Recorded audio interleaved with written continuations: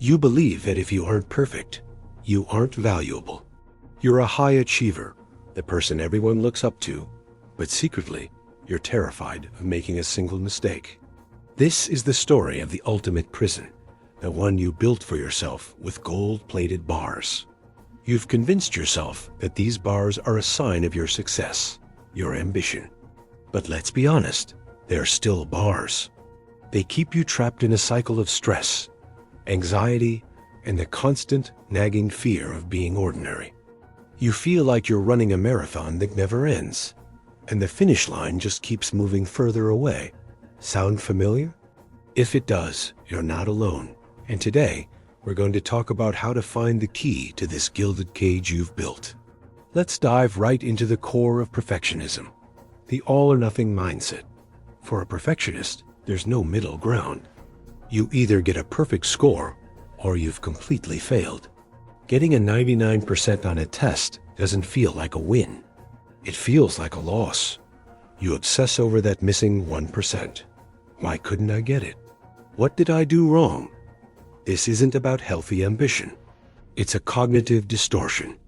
It's a black and white view of the world that leaves no room for gray areas, no room for humanity. Life is messy, progress is rarely linear, and excellence is not the same as perfection. Excellence allows for growth, for learning from mistakes.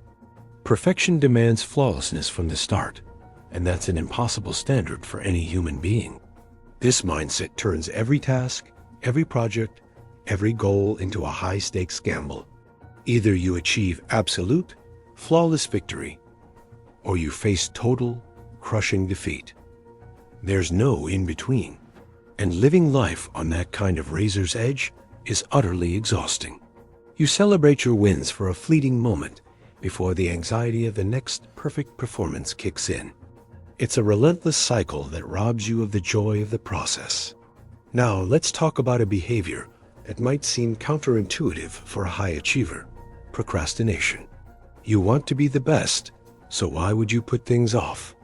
It's simple. Procrastination is your shield. It's a form of self-protection. If you don't start that project, you can't fail at it. If you wait until the last minute to write that report, you have a built-in excuse if it's not perfect. You can tell yourself, well, if I had more time, it would have been flawless. You're so afraid of producing something that is less than the best that you'd rather produce nothing at all, or produce something under duress. This fear of not meeting your own impossibly high standards is paralyzing. The blank page is terrifying because it represents limitless potential for imperfection. So you scroll through social media, you clean your entire house, you do anything and everything to avoid facing the task. By not trying, you preserve the idea, the fantasy in your mind, that you could have been perfect. It's a defense mechanism that keeps your ego safe, but it also keeps you stuck. It prevents you from ever starting, from ever learning, and ultimately, from ever truly succeeding. You're trading actual progress for the illusion of potential. This leads us to the most painful part of the perfectionist's prison, the worthiness gap. This is the chasm you've created between your doing and your being. You have tied your entire sense of self-worth to your accomplishments. Your value as a person is not inherent. It's something you believe you have to earn over and over again with every achievement, every award, every compliment. You are a human doing, not a human being. When you succeed, you feel a temporary surge of worthiness. But when you fail, or even just perceive that you've fallen short, you feel worthless. This is a dangerous and unstable foundation on which to build your identity. Your inherent worth as a person has nothing to do with your productivity, your GPA, or your job title.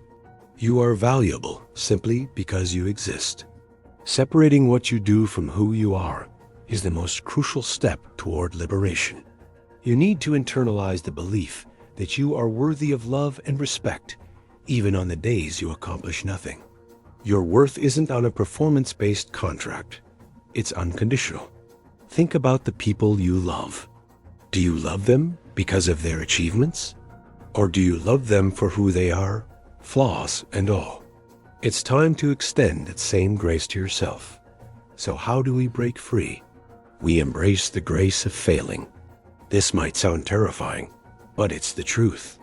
The most successful, innovative, and brilliant people in history are the ones who failed the most. They weren't afraid to try, to experiment, to look foolish. Michael Jordan, one of the greatest basketball players of all time, famously said he missed more than 9,000 shots in his career. He lost almost 300 games. He failed over and over and over again, and that is why he succeeded. Failure is not the opposite of success. It's a part of it. Every mistake is data. Every failure is a lesson that guides you closer to your goal. The perfectionist sees failure as a final judgment on their abilities. A healthy achiever sees failure as feedback. It's a stepping stone, not a stumbling block. You need to reframe your relationship with failure. Start small. Try a new hobby you know you'll be bad at. Deliberately turn in an assignment that's good enough instead of perfect. Allow yourself to be a beginner. Give yourself permission to be messy, to be imperfect, to be human. Each time you survive a small failure, you teach your brain that it's not the catastrophic event you've built it up to be. You build resilience. You discover that your worth remains intact, regardless of the outcome. Let's put this into practice. Start by identifying your all-or-nothing thoughts. When you catch yourself thinking, "I completely bombed that presentation," challenge it. Reframe it. There were parts of the presentation that went well, and there are a few things I can improve for next time. Celebrate effort, not just outcomes. Praise yourself for starting the task, for sticking with it when it got hard, for finishing it, even if the result isn't flawless.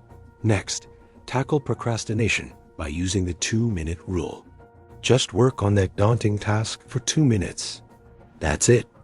More often than not, starting is the hardest part, and you'll find you can keep going. This breaks the cycle of avoidance. To bridge the worthiness gap, practice self-compassion. Talk to yourself the way you would talk to a friend who is struggling. You wouldn't call them a worthless failure. You'd offer them kindness and encouragement. You deserve that same kindness. And finally, create a failure resume.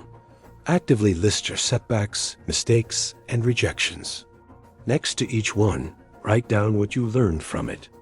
This exercise transforms failure from a source of shame into a badge of honor, a testament to your courage for having tried.